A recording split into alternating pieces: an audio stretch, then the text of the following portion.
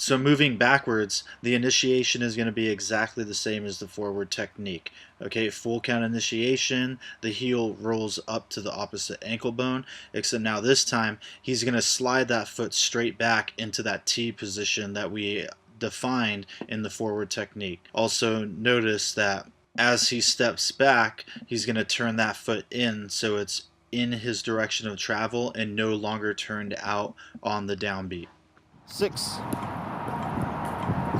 So as you can see, this should be identical to that same leg shape we had in the forward technique video when we did the kicking rolls.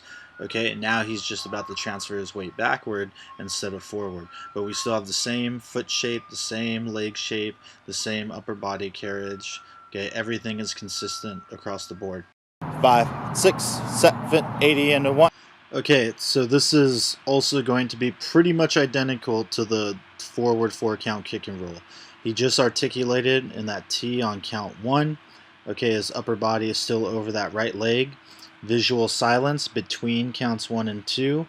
And on 2, he's going to push off the ball of that right foot and roll that right heel up to transfer his weight over that left foot. So what he's thinking about as he rolls down, or as he transfers his weight over the left foot, is toe, ball, arch, heel. Okay, really making sure that he's rolling through all of those checkpoints in his foot so that his motion is smooth. 3, 4, and toe, ball, arch, heel. So now all his weight has been transferred over that right leg, the heel's down, both of his feet are parallel in his direction of travel, and again, it's super important here that we always roll down to a straight leg as we travel backwards. The tendency is for us to let that knee, we're transferring weight over, buckle, and our hips drop down and we get shorter and closer to the ground. We always want to stay tall. You've always got to think about rolling down to a straight leg no matter what. Now let's talk about the left leg or the front leg. Okay, the toe is down, that's good. The heel is up because he pushed off the ball of that left foot to transfer his weight back, that's good.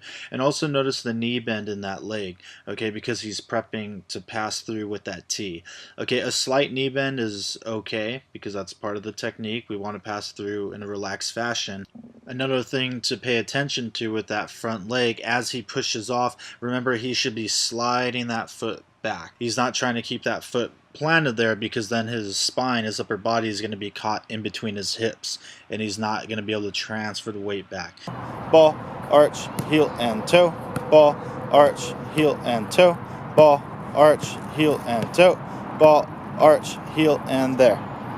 We're about to stop on that and count or crossing count again, which is also identical to the forward. The toes down, relaxed foot, heel is up to the ankle bone. If we were to take a picture of him going backwards and someone else going forward next to him and stop on that crossing count, it should look exactly the same.